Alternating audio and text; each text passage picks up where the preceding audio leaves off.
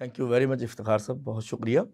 استاد جو ہے وہ معاشرے کی بہت بڑی اکائی ہے، یونٹ ہے، اور اس کا قرآن مجید میں ہم ذکر کرتے ہیں، وہاں پہ اللہ تعالیٰ نے اپنے نبی علیہ الصلوۃ والسلام کو معلم قرار دیا ہے۔ یعلمہم الکتاب والحکمہ ویزکیہم۔ قرآن کہتا ہے کہ استاد بطور نبی، جب ہم قرآن میں دیکھتے ہیں نبی کو بطور معلم، تو چار اس کے فرائض اللہ تعالیٰ گنواتے ہیں۔ سب سے پہلے وہ کیا کرتے ہیں؟ تعلیم دیتے ہیں، یعنی from unknowing to know something, کہ جو نہیں پتہ وہ پہلے بتاتے ہیں۔ یہ نہیں کہ ریپیٹیشن ہے کہ جو کتابیں پہلے پڑھی جا چکی ہیں، جو ڈگریاں چل رہی ہیں وہی دوسرے ادارے بھی کراتے چلے جائیں اور کوئی پتہ ہی نہ چلے۔ وہ قرآن کہتا ہے کہ علم الانسان ما لم یعلم، سب سے پہلے یہ کہ جو آپ نہیں جانتے اس کے بارے میں فوکسڈ اسٹڈی کی جائے۔ تو یعلمہم الکتاب والحکمہ، وہ لکھنا بھی سکھاتے ہیں اور وزڈم بھی سکھاتے ہیں۔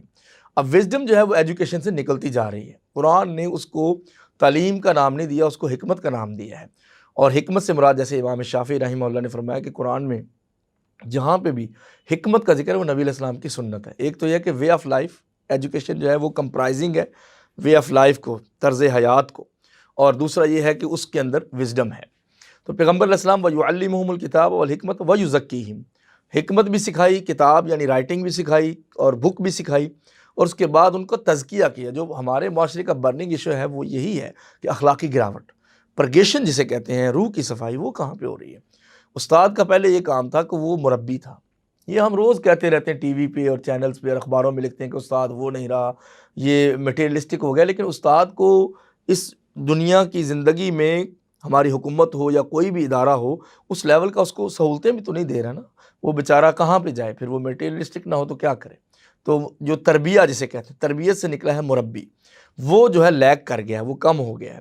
استاد کی ایک یہ ذمہ داری تھی کہ وہ تعلیم کے ساتھ تربیت کا بھی کام کرے، پھر وہ اپنے شاگردوں کو اپنے بچہ سمجھے۔ اب جہاں پہ مسائل آتے ہیں اخلاقی طور پہ، جنسی طور پہ، تو وہاں کیا وہ اپنے بچے اور بچیاں سمجھتا ہے دوسرے کو؟ کس طرح سے وہ ڈاؤن آ جاتا ہے، اپنا نیچے آ جاتا ہے اپنے مقام اور مرتبے سے، کہ جب تک اس کے دل میں خرابی نہیں آتی یا جب تک اس کے اپنے اندر خرابی نہیں آتی تب تک وہ اس مرتبے سے نیچے اتر نہیں سکتا۔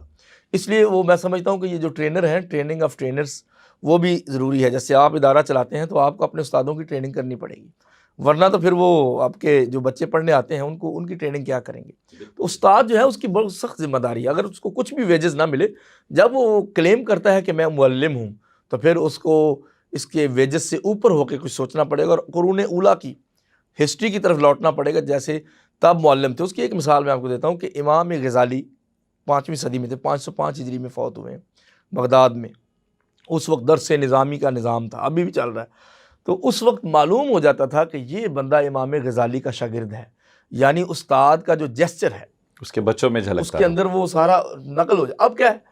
اب اپنے استادوں کے جبے کی نقل ہے، اس کے امامے کی نقل ہے، اس کے وے آف جو اس کا بیلڈ سٹائل ہے، جو اس کی داڑھی، اس کی نقل ہے، اس کی مونچھوں کی نقل ہے، اس کی زلفوں کی نقل ہے، لیکن جو اس کا اخلاق تھا وہ چلتے پھرتے چال ڈھال میں نظر آتا تھا۔ یہ میں سمجھتا ہوں کہ استاد جو ہے نا وہ وقت دینا کم ہو گیا، وہ صرف کتاب تک محدود ہو گیا۔